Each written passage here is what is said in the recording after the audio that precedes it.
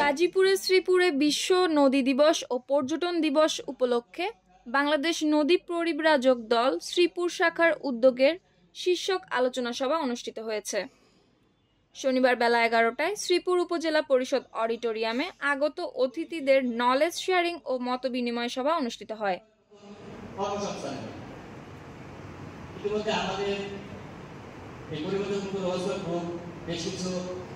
যে কর্মচাঞ্চল্য, সেই চাঞ্চল্যের যে প্রতিচ্ছবি আমরা দেখতে পাচ্ছি, আমরা ভাবতাম যে আমরা অনেকের কাছে হয়তো আমাদের এই মেসেজগুলো পৌঁছতে পারিনি যে আমরা আসলে কি বলতে চাই, কিন্তু ওরা যখন কথা বলছে তখন আমাদের মনে হচ্ছে যে আমরা আরো বেশি ওদের থেকে পেছনে আছি, অর্থাৎ ওদের কাছ থেকে আমাদের আরো শেখার জায়গা তৈরি হচ্ছে।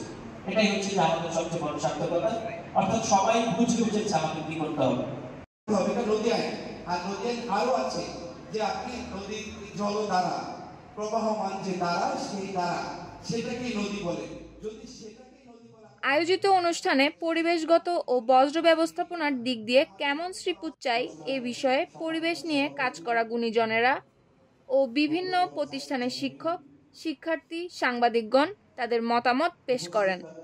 অনুষ্ঠানে শ্রীপুর নদী পরিব্রাজক দলের সভাপতি সাইদ চৌধুরীর সভাপতিত্বে সাধারণ সম্পাদক শফিক কামালের সঞ্চালনায় অনুষ্ঠানে উপস্থিত থেকে বক্তব্য দেন পিআর আলী বিশ্ববিদ্যালয় কলেজের বাংলা বিভাগের চেয়ারম্যান আহমদুল কবির খোকন, শ্রীপুর উপজেলা সাহিত্য পরিষদের সভাপতি কবি রানা মাসুদ, নদী পরিব্রাজকের শ্রীপুর উপজেলা শাখার সহসভাপতি খোরশেদ আলম, শ্রীপুর প্রেস ক্লাবের সাবেক সাধারণ সম্পাদক দৈনিক যুগান্তরের সাংবাদিক আব্দুল মালিক।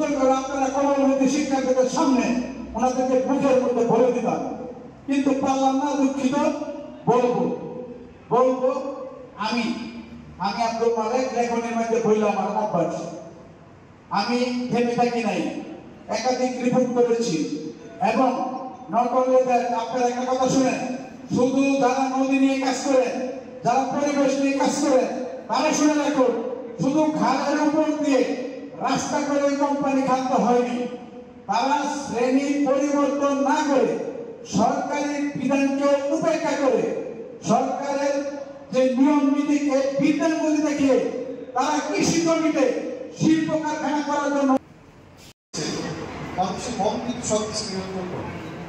আপনি আপনার মনকে যতক্ষণ পর্যন্ত স্বাধীন না করতে পারবেন, পরিবেশ বলেন, ন্যায় বিচার বলেন, চারপাশ বলেন, কোনো কিছুই কিন্তু মুক্ত হবে না। তবে সে মানুষগুলোকে কেমন চায় সেটা ভাবা উচিত। প্রথমত বিশেষ করে শিক্ষার্থী তাদের উদ্দেশ্যে বলি, মেয়াও নামে একটা চলচ্চিত্র আছে, সেখানে বিড়াল তাদের নগরের যে নগর পিতা বা মেয়রের ভালো চরিত্রের পেছনের খারাপ চরিত্রগুলো উন্মোচন করে।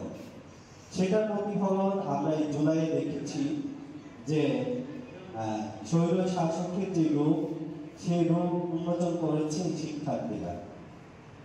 তাই আমরা শুধু মুখে ভালো ভালো কথা না বলি, আমাদের কার্যক্রমগুলো যেন ভালো হয়। শীতলক্ষা বিগত এই ঘোষিকা ইউনিয়ন পরিষদের চেয়ারম্যান বাজারে দীর্ঘদিন যাবৎ বিপুল রাস্তা নিয়মিত করে যাচ্ছে। ওনাকে কিন্তু আমি হোয়াটসঅ্যাপে এই মানুষ অর্থনৈতিকভাবে সমৃদ্ধ, এটা আমরা গর্ব করে বলতে পারি। কিন্তু একটা বিষয় আমাদের খুব কষ্ট দেয় দাঁড়াতে, যখন আমরা এই মানুষের রূপে আমরা যখন ডাকা যায় তখন কিন্তু আমাদের নাক চেপে ধরতে হয় দুর্গন্ধ। সত্যি তখন কিন্তু আমাদের কষ্ট লাগার কথা, এরকম তো আমাদের হওয়ার কথা ছিল না, এরকম দেশ তো আমরা চেয়েছিলাম না। আমরা তো কি পরিচ্ছন্ন সুন্দর বাস পৃথিবী আমরা চেয়েছিলাম, কিন্তু কেন আমরা পাচ্ছি না, এটা আপনারা বুঝবেন। আমরা যখন নদী নিয়ে কাজ করি, দেখে বিভিন্ন বেনিফিট করি, আমাদের খাল দখল করছে, আমাদের নদী দখল করছে, আমাদের পরিবেশ নষ্ট করছে। আমরা যখন এটা প্রতিবাদ করি তখন আমরা মুষ্টিমেয় কিছু লোক পাই যারা আমাদের সামনে দাঁড়ায়, যারা আমাদের সাথে সহযোগী হিসেবে, বিশেষ করে আমাদেরকে শক্তি করে আমাদের আছে আমাদের খুবই খবর পাই এবং আমাদের আছে খোরশেদ ভাই, আমাদের অনেক